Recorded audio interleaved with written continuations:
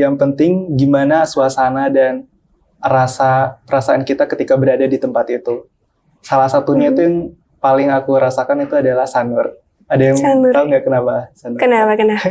Kalau kendala dan masa-masa sulit itu pasti ada banget, Kak. Aku merasakan kayak ada dua hal yang susah banget aku jaga. Jadi itu pernah di suatu masa itu aku udah capek banget. Jadi aku kayak, aduh gimana? Kenapa nangis?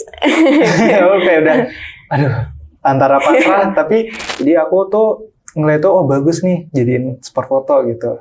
Aku nyemplung di sana, aku mau foto. Dan ketika aku lagi asik-asik foto tuh, ada sesuatu keluar dari pinggang aku.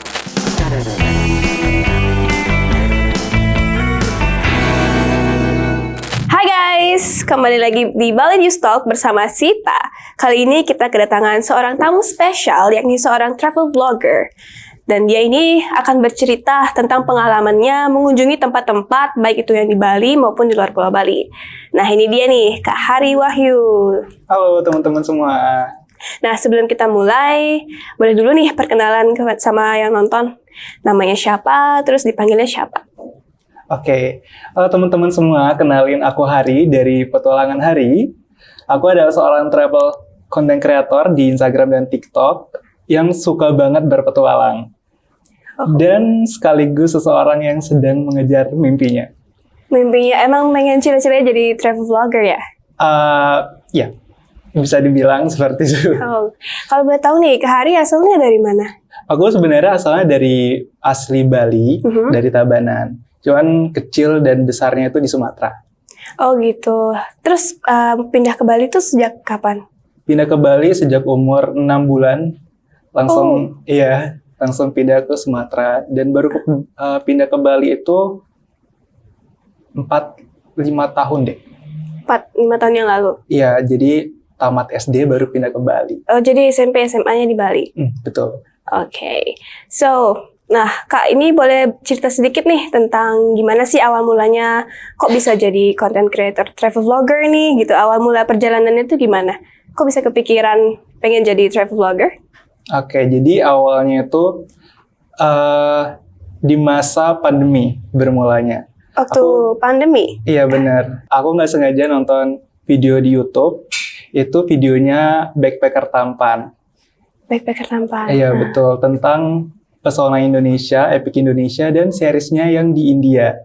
Jadi aku ketika menonton video itu, aku kayak merasa, wah ternyata ada ya tempat secantik dan sekeren ini. Dan aku kayak berasa, aku kayaknya pengen langsung lihat dengan mata kepala aku sendiri. Waktu itu pas SMP?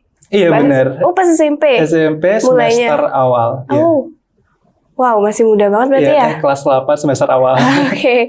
Terus belajar ngedit-ngeditnya tuh gimana? Itu sebenarnya otodidak. Iya benar. Kayak aku udah berani memulai dengan apa yang ada, device sederhana aja. Terus aku mulai lihat orang-orang, influencer lain, teman-teman. Jadi aku mulai banyak belajar dari mereka juga. Oh, berarti toolsnya waktu itu mulai pakai HP aja atau pakai kamera? HP aja. Oh, I see. Mulainya tuh emang cuman dari Instagram aja dulu atau langsung ke apps lain kayak YouTube atau TikTok atau apa-apa Instagram dulu? Paling awal emang Instagram aja. Terus baru tahun dimana munculnya TikTok itu baru aku juga ikut merambah ke sana. Oke, langsung aja nih Kak. Kan aku lihat nih di Instagram ya Kak tuh banyak sekali ada tempat-tempat yang udah dikunjungi dan udah di-shoot juga ya. Nah, yang buat aku penasaran itu gimana sih cara Kakak tuh untuk ngumpulin niat gitu. Karena kan kalau kita mau pergi ke tempat apalagi yang jauh-jauh gitu ya atau pelosok-pelosok buat nyari yang nature vibes gitu, kadang kita mager gitu terus kayak plan A, plan B, plan C yang akhirnya kayak nggak jadi. Nah, menurut Kakak tuh gimana sih cara orang-orang tuh biar ngumpulin niat gitu untuk pergi jauh-jauh ke sana rela buat take konten di video itu? Oke, sebenarnya aku ada beberapa cara sendiri karena itu udah pasti ada kayak kadang-kadang muncul itu tiba-tiba kan mager lah, males. Jadi cara aku itu adalah dengan menentukan tujuannya terlebih dahulu, entah itu liburan, konten sambil kerja atau ketemu bareng teman. Terus yang kedua, aku mencari penyebab kenapa aku bisa mager. Misalnya kalau aku lagi ada kerjaan kan mager ya, jadinya kalau mau keluar. Jadi lebih baik aku selesaikan dulu apa yang menjadi masalah penyebab dari mager itu. Terus yang ketiga kayaknya aku pribadi bukan orang yang well planning banget. Jadi improve gitu ya? Iya benar. I see. Aku lebih ke bikin plan cadangan aja. Karena pada akhirnya aku tahu bahwa apa yang aku rencanakan itu belakangnya pasti ada yang nggak sesuai dengan apa yang aku rencanakan. Benar juga sih. Gitu.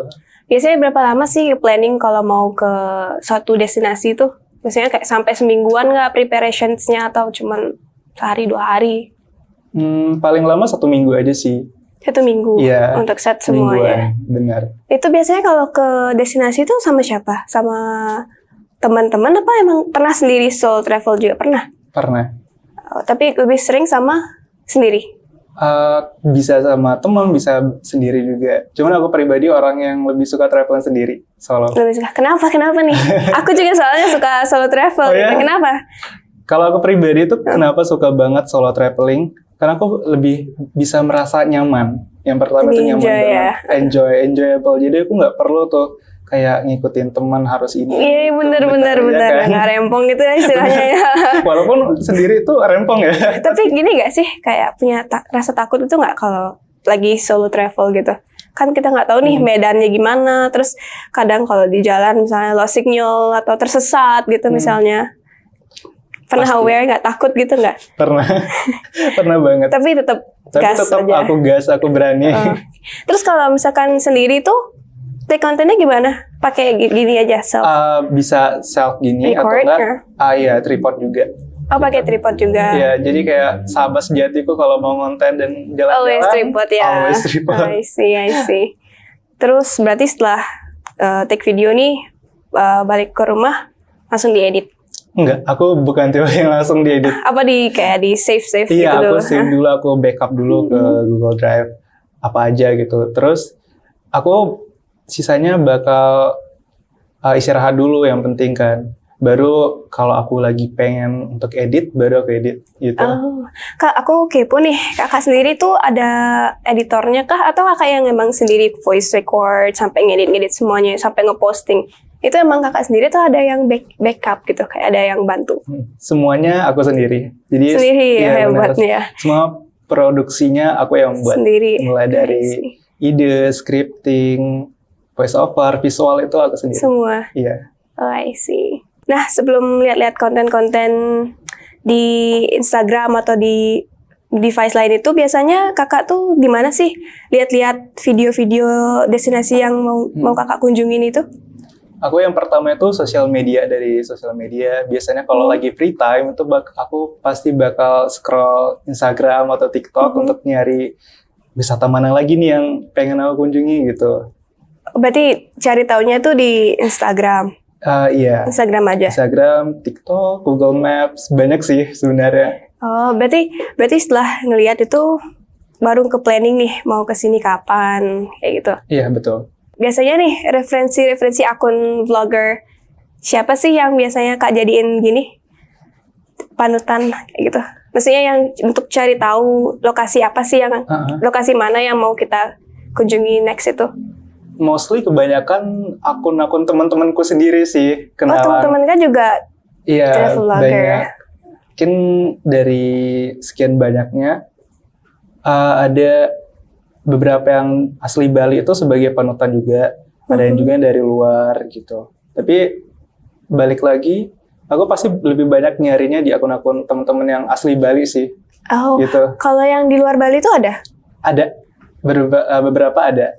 Terus aku kayak kalau lagi ada rencana atau lagi ada event apa, aku pasti bakal langsung DM atau chat personal ke teman-teman aku yang lagi di luar Bali untuk nanya-nanya gitu. Oh, berarti apa namanya? Kalau misalkan di Bali, berarti nyarinya emang yang khusus buat teman-teman yang sering di Bali atau yang stay di Bali.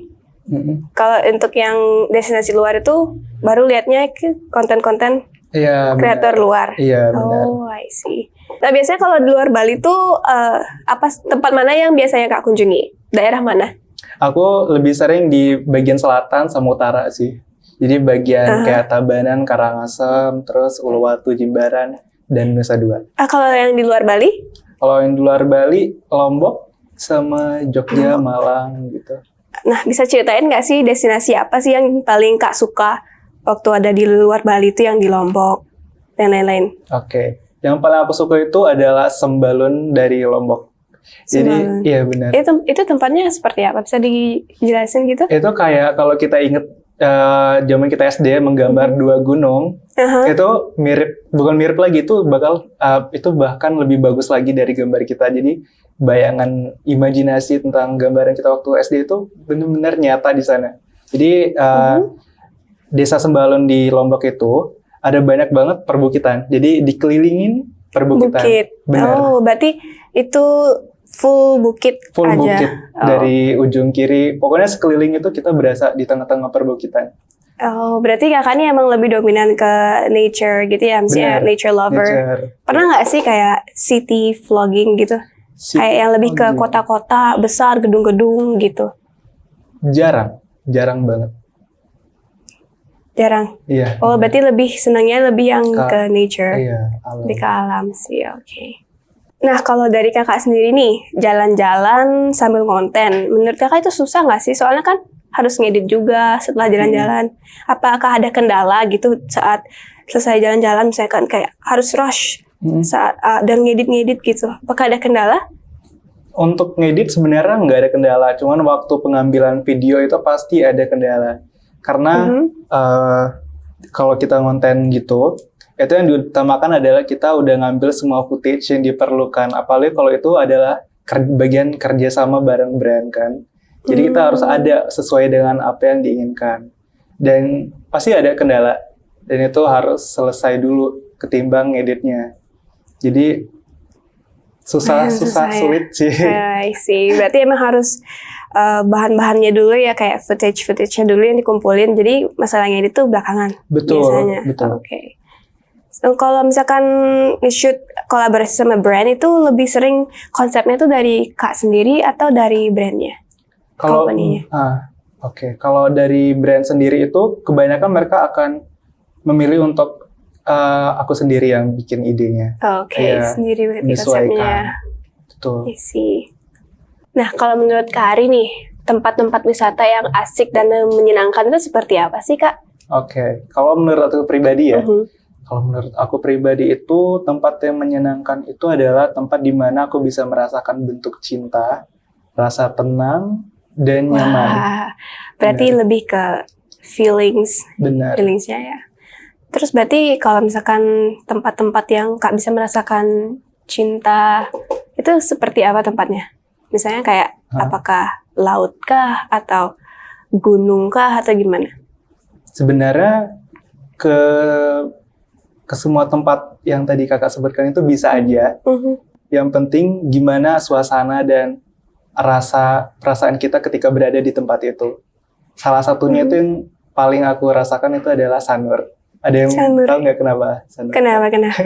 Jadi kalau aku pergi ke Sanur itu, aku selalu merasakan energi positif. Kayak banyak sekali cinta yang ada di lingkungan tersebut. Kayak banyak orang yang saling mencintai, orang bahagia, senang-senang di sana. Aku jadi turut merasakan perasaan itu. Ikut ini ya. Iya, benar. Walaupun sendiri nih tetap terasa. Iya, benar. Terus kalau biasanya di Sanur tuh lebih sering berenang kah atau naik sepeda? Kan di sana ada juga sepeda-sepeda ya. Juga ada mall juga sekarang kan ramai.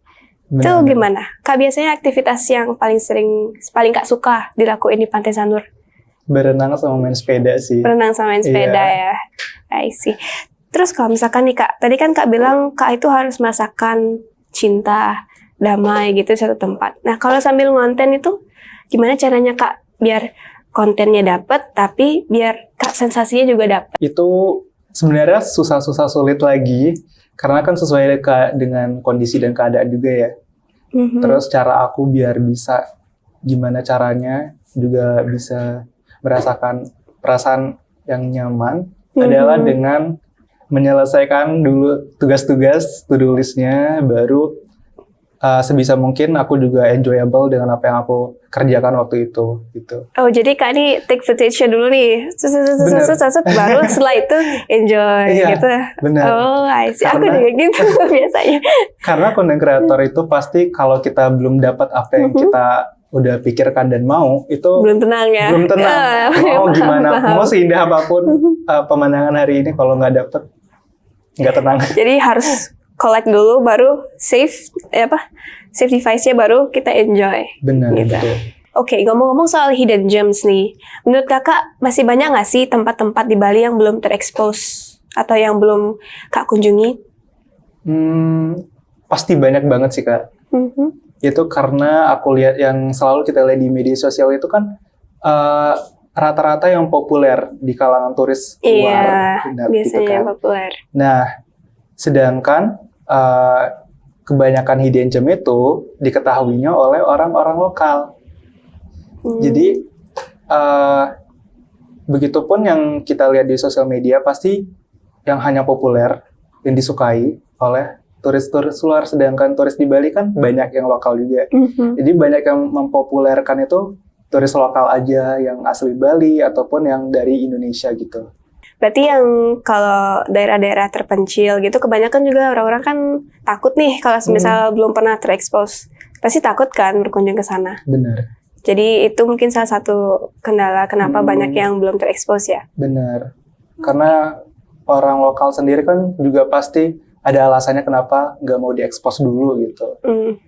Kak, kalau biasanya pernah nggak sih mengunjungi ke tempat-tempat terpelosok gitu, hidden gems yang terpelosok gitu, kayak masuk-masuk desa atau yang lingkungannya tertutup lah, yang belum jarang ada turis pernah ke situ, pernah nggak?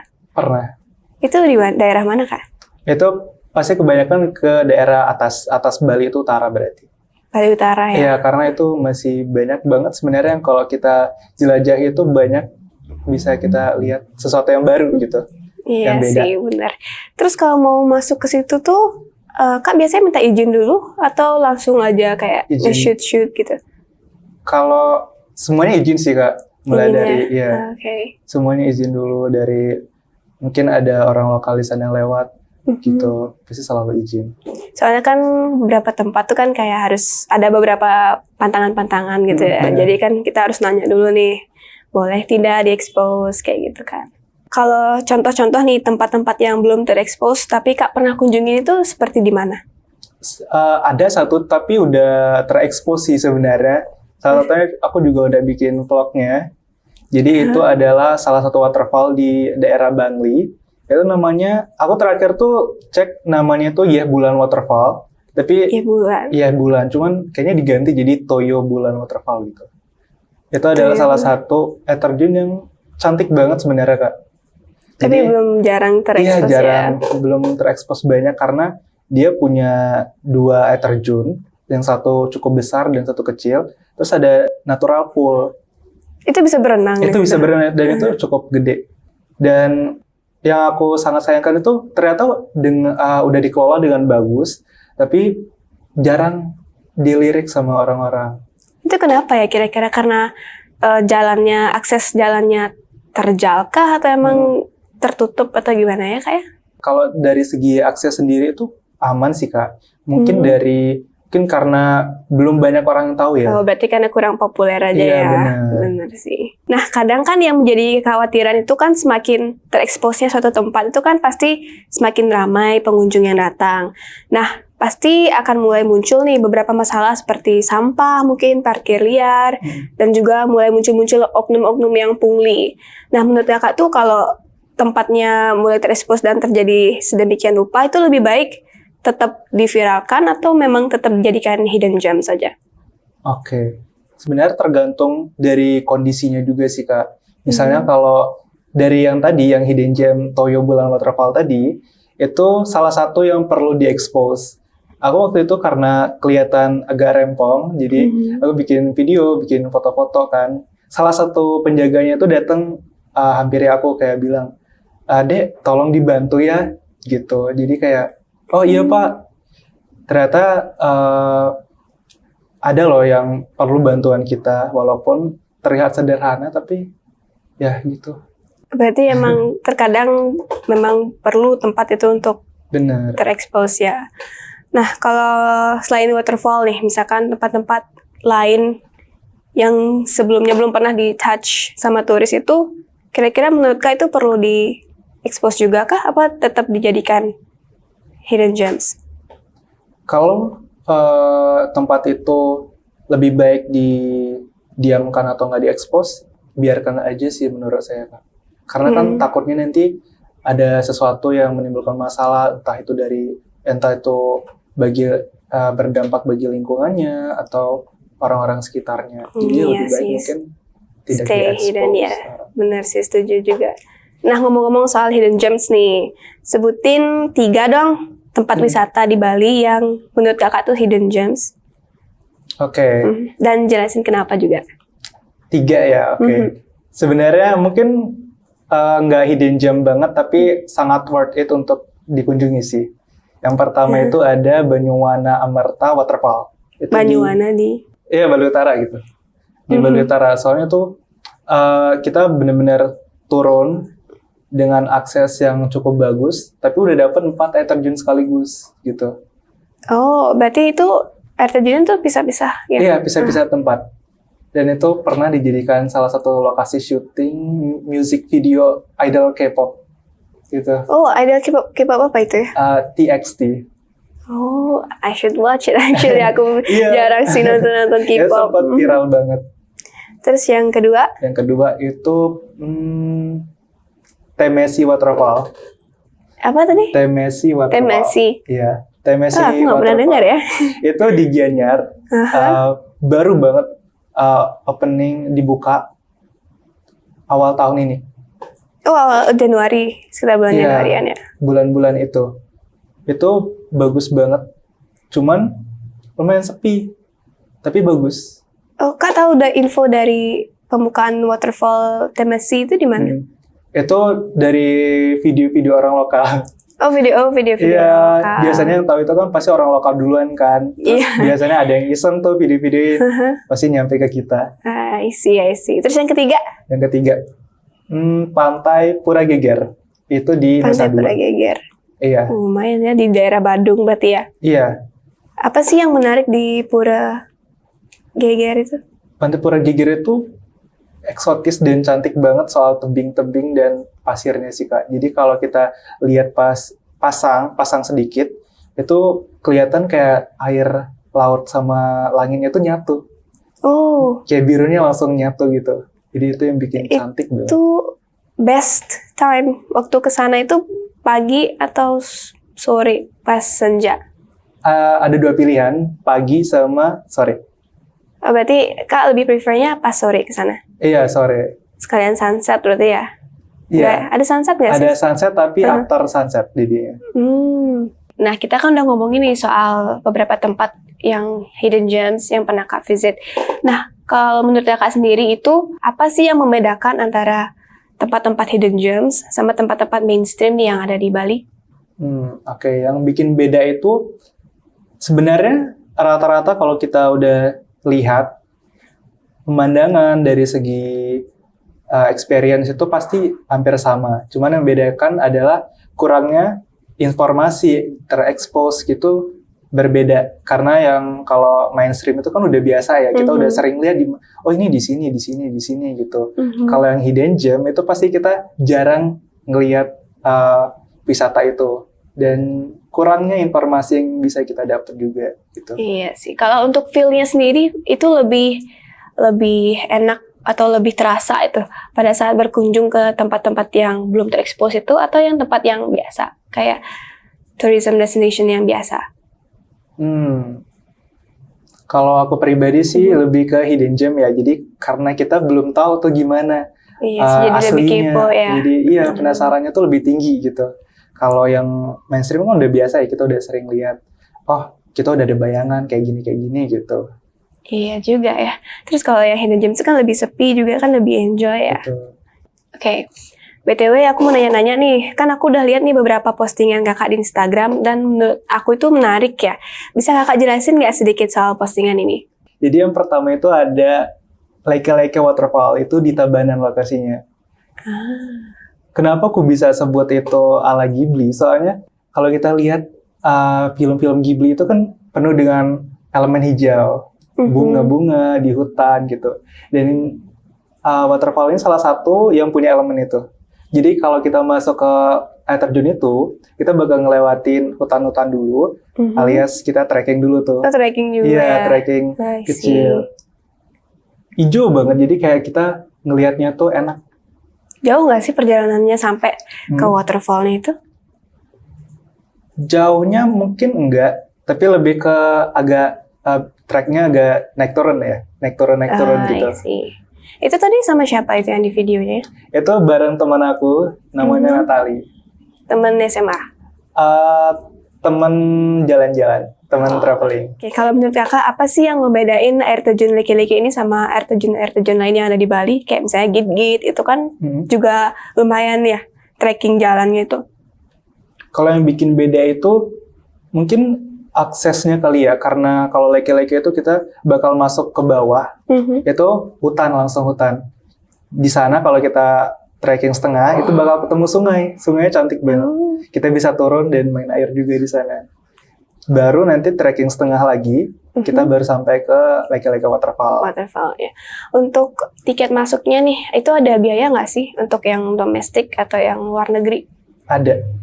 Kalau Leki-Leki Waterfall tuh setahu gue terakhir itu untuk lokal itu ada masuk 50.000 deh. 50.000-an ya untuk yang ya, lokal. kalau yang turis luar aku kurang tahu. Oke, Mungkin nanti di atas bisa itu. nanti cek-cek informasinya lagi ya. Betul. Terus untuk postingannya ini juga nih Kak, modal 5.000 aja bisa main ke pantai secantik di Bali. Nah, bisa dijelasin dong lokasinya itu di mana dan benar nggak sih cuma 5.000 aja bisa masuk? Oke, jadi ini adalah pantai yang sebelumnya aku udah sebutin tadi, adalah Pantai Pura Geger. Jadi ini lokasinya ada di ini Nusa yang Dua. Iya. Iya. Apa sih yang menurut Kakak jadi main spot di pantai itu? Apakah airnya atau apanya, tebingnya mungkin? Tebingnya yang eksotis dan airnya sih Kak, yang bening banget kayak kristal. Terus mention nih 2 kegiatan yang Kak rekomendasi dilakuin di Pantai Pura Geger. Pantai Pura Geger. Itu kalau aku pribadi pasti berenang itu mostly harus wajib Berenang sih. ya? Iya. Berenang sama? Berenang sama piknik. Piknik? Iya. Piknik itu berarti di pasirnya kah? Di pasirnya. Pasirnya. Iya. I see. Terus kan tadi dibilang budgetnya 5.000 udah bisa main ke pantai. Itu 5.000 itu diperhitungannya itu seperti apa? 5.000 itu adalah sebenarnya bayar parkir aja. Jadi bayar parkir aja. Iya, jadi nggak ada harga masuknya. Tiketnya berarti tuh nggak free ada. ya? Free. Oke. Terus yang postingan yang ini nih lagi satu. Soal kalau nggak salah waktu kakak tamat SMA ya, tamat SMK ya. Nah, bisa dijelaskan nggak sih waktu belajar di sekolah itu kan sambil-sambil jadi content creator, itu ada kesulitan nggak sih untuk bagi waktu atau fokus juga kan? Karena kan kita juga belajar, kita ada PR, tugas, belum lagi harus edit video. Nah, itu ada kendala nggak waktu itu? Kalau kendala dan masa-masa sulit itu pasti ada banget Kak. Aku merasakan kayak ada 2 hal yang susah banget aku jaga. Jadi itu ada keterbatasan waktu, terus ada time management juga. Jadi 2 hal itu yang aku rasa sulit banget aku jalani. Karena ketika aku ngonten itu pasti ada pekerjaan dari brand-brand, aku kolaborasi juga. Aku baru bisa ngedit konten-konten itu ya waktu libur. Dan waktu libur itu juga dipakai untuk visit entah dari brand, pekerjaan atau liburan aja gitu. Sekaligus ya ngerjain PR, tugas-tugas, jadi digabung gitu. Tapi nilai aman, maksudnya kayak nggak konten ini nggak ngeganggu pelajaran di sekolah kan? Untungnya nilai aman. Aman. Berarti pernah burnout nggak? Burnout, tahu kan burnout ya kan? Belum stres gitu karena di-push tugas, terus belum harus ini banyak deadline. Pernah burnout? Pernah di suatu masa itu aku udah capek banget. Jadi aku kayak, aduh gimana? Udah nangis? Aku kayak udah, aduh antara pasrah, tapi pekerjaan kan nggak boleh harus profesional juga. Jadi aku yaudah, aku selesaikan apa adanya gitu dengan profesional juga. Jadi harus tetap dijalani.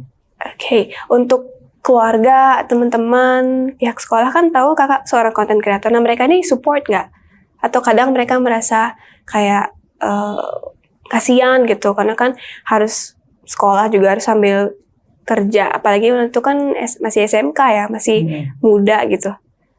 Oke. Nah, lucunya itu waktu aku SMA, itu belum banyak yang tahu kalau aku ya suka ngonten-ngonten gitu, Kak. Belum Jadi, banyak yang tahu. iya baru mulai tahu itu waktu aku naik kelas 2, jadi itu kayak kelas 10 ya, kelas 10. Karena beberapa kontenku ada yang viral, jadi dari sana, oh kamu ini ya, Iya. yang gitu. Tapi happy kan waktu Happy, viral. awalnya happy. Jadi kayak hard work paid off gitu ya. Benar. Merasakan kayak aku seneng, ada yang tahu gitu. Berarti dari sana mulai ketagihan ngonten terus. Iya, ada sisi yang bikin lagi juga. Terus aku lihat adanya opportunity yang aku dapetin, privilege juga. Terus kayak aku bisa mewakili sekolah dalam beberapa program. Oh, bisa dijelasin nggak contohnya mewakili sekolah itu? Aku waktu itu ada mewakili sekolah dalam program fotografi. Aku lupa judulnya apa. Pokoknya itu bareng organisasi besar UNICEF. Bareng Korea juga. Jadi di sana aku belajar bareng teman-teman Korea sama teman-teman di Bali juga gitu, mengelilingi beberapa destinasi di Bali dan belajar budayanya sambil foto-foto gitu. Oh, keren juga ya. Nah, menurut kakak nih, apa aja yang perlu disiapin untuk menjadi seorang content creator? Kayak toolsnya atau apanya? Skillnya mungkin bisa dijelasin? Oke, sebenarnya langkahnya tuh gampang banget. Nggak harus device memadai, nggak harus ini itu. Cuma cukup ada 3 aja. Itu ada berani, niat, sama action. Oh, catat tuh. Berani, niat, sama action. Kenapa aku bisa bilang gitu? Karena kebanyakan orang-orang yang nanya juga, gimana sih caranya jadi content creator gitu. Itu bakal bingung dia untuk memulai. Karena dia udah mikir, aku mau bikin kayak gini ya, aku mau bikin kayak gimana, nantinya videonya apa, videonya kayak gimana, editingnya kayak gimana. Mereka lupa dengan satu step, yaitu memulai. Benar-benar. Gitu. Dengan memulai, biasanya kita akan lebih tahu dengan apa yang kita inginkan. Gitu. Berarti harus berani dulu ya? Harus berani mulai. Nggak usah minder dulu ya? Langkahnya memulai, baru nanti berproses, baru berkembang.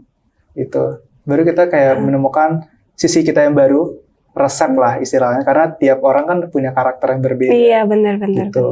Karena kan kalau kita mau tahu, cocoknya konten apa sih kita ini, maksudnya jadi konten creator apa, itu kan harus coba dulu kan, coba-coba gitu kan. Benar banget. Dan orang udah bingung duluan mau bikin apa, padahal belum coba gitu. Benar sih. Untuk skillnya nih, kalau skill yang paling pertama harus dikuasai, apa menurut kakak? Mungkin take video gitu, terus editing berarti ya. itu otodidak dia bisa sih pasti. Basic kayak pelan-pelan, aja. Iya. Tapi sekarang kan udah ada AI juga ya, bisa bantu-bantu. Dan kerennya lebih mudah jadinya. Dipermudahkan banget. Pernah nggak sih kak tuh mengalami kejadian-kejadian yang nggak mengenakan gitu selama traveling atau waktu perjalanan menuju tempat itu? Sebenarnya kalau yang nggak mengenakan itu ada, tapi ya yang sederhana aja gitu, kayak ada yang bikin kesel gitu. Aku punyanya yang menegangkan. Nah, coba ceritain nih. Jadi waktu itu aku lagi ada project bareng Pesona Indonesia. Kita bikin video. Nah, kita syutingnya itu di salah satu pantai di Karangasem. Pantai itu tuh kayak punya karang warna hitam. Terus karang itu membentuk sebuah mini pool gitu, ada lubangnya. Jadi aku tuh ngeliat tuh, oh bagus nih, jadiin spot foto gitu. Aku nyemplung di sana, aku mau foto, dan ketika aku lagi asik-asik foto tuh, ada sesuatu keluar dari pinggang aku. Apaan tuh, hewan? Iya, hewan. Pelan-pelan, waktu aku noleh, ular laut yang beracun itu. Yang putih? Iya, bukan? Putih, hitam, jadi kayak belang-belang. Iya. Oh, iya. Ya, itu. Terus gimana tuh? Tapi nggak gigit, nggak? Untungnya nggak gigit. Jadi aku udah feeling dulu, aku udah kayak ada sesuatu yang gerak gitu kan. Aku lihat di sebelah kanan pinggangku, aku langsung berdiri. Karena panik banget. Pasti ya. Benar. Untungnya nggak kena ya. Untungnya ularnya nggak patok gitu. Terus itu gimana cara masuknya itu ularnya ya dari bawah celana?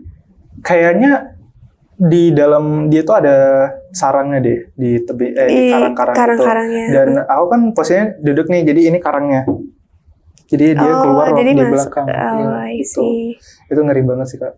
Terus kalau selain menegangkan nih, pengalaman horor gitu pernah nggak sih waktu mengunjungi destinasi wisata gitu? Nah, belum pernah. Belum pernah Mungkin ya? karena aku bukan orang Kurang afdol nih. Iya, kenapa ya? Padahal aku juga pengen sebenarnya. Tapi mungkin karena aku orangnya nggak yang sensitif, jadi belum merasakan sih. Misalnya nih kayak ngerekam, terus tiba-tiba ada penampakan Nah gitu, iya, pernah kayak nggak? orang-orang kan seru ya. Itu kan biasanya cepet viral tuh Iya. kalau video-video Iya, gitu. bener. Itu berarti belum Belum pernah. pernah. Oh. Tapi berharap nggak? Berharap dikit. Biar pernah gitu ya. Jadi jangan takut duluan nanti. Tapi takut juga. Tapi jangan sampai trauma kalau Iya, ngalamin benar. kejadian gitu. Ya, penting pernah lah ya gitu. Nah, menurut Kak Ari nih, apa sih kurangnya tempat-tempat wisata di Bali yang menjadi kekhawatiran bersama? Ada satu hal yang bikin aku kepikiran terus tentang wisata-wisata di Bali itu adalah kurangnya peraturan yang tegas untuk melindungi sebuah wisata, tempat atau daerah di Bali. Karena dari bukti-bukti yang kita lihat sampai hari ini, itu banyak banget pasti orang-orang yang tipenya pemberontak, main enaknya aja. Terus contohnya banyak kayak bule yang naik ke area pura, terus berbuat hal yang tidak senonoh, ngebut-ngebutan di jalan, itu banyak banget. Itu karena mereka merasa hukumannya kurang gitu, kayak biasa aja bagi mereka. Benar. Makanya aku bilang kurang tegas gitu. Jadi aku berharap nantinya pemerintah bisa bikin peraturan yang lebih tegas lagi sih.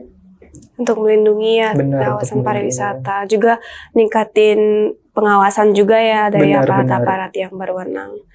Nah, ngomongin soal bule nih, menurut Kakak ada nggak sih tingkah-tingkah bule yang tidak senonoh gitu di Bali yang setahu Kakak? Sebenarnya banyak sih, aku kebanyakan lihatnya dari berita.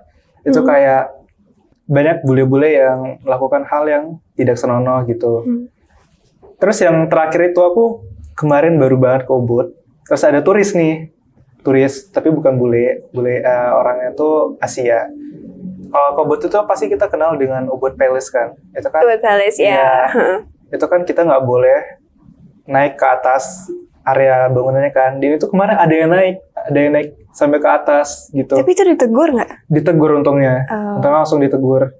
Kayak masih banyak sebenarnya yang kayak gitu karena kurangnya pengawasan dan peraturan yang ketat. Terus juga menurut Kak tuh kalau ngelihat bule-bule nih yang pakai pakaian seksi di tempat yang nggak seharusnya nih, misalnya di pura-pura gitu, itu menurut Kak gimana? Itu harus segera ditindak sih Kak. Takutnya itu pasti akan memberikan dampak yang buruk untuk lingkungan juga. Apalagi bisa mengganggu kan orang yang umat yang beribadah gitu. Lebih baik adanya pengawasan yang lebih ketat gitu. Nah, yang terakhir nih, apa aja sih proyek-proyek mendatangnya Kakak dan tempat-tempat apa yang mau Kakak kunjungi? Oke, kalau proyek rahasia ya. Oh, rahasia ya kalau proyek. Kalau tempat yang akan didatangi, wishlist-nya gitu. Wishlist itu banyak banget. Nah, Banyak contohnya ya.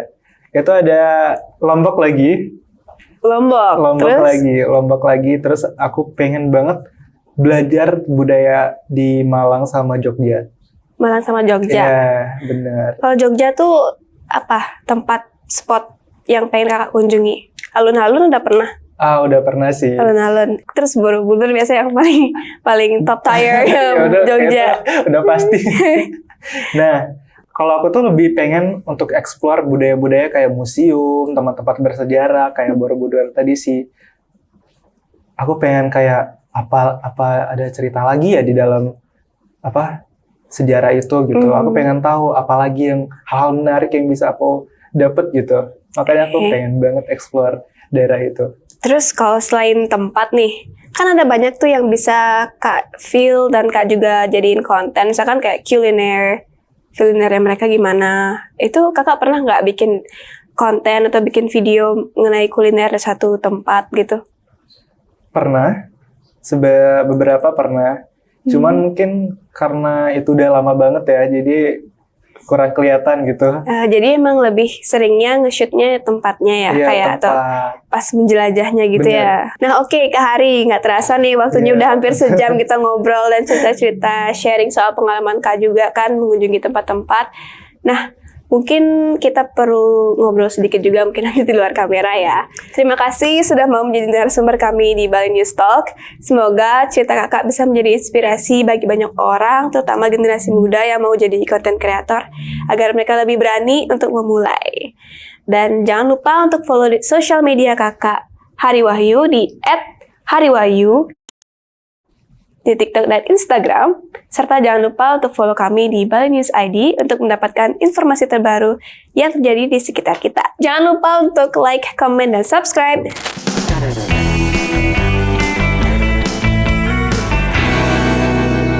Bali News ID, lugas dan inspiratif. Bye-bye.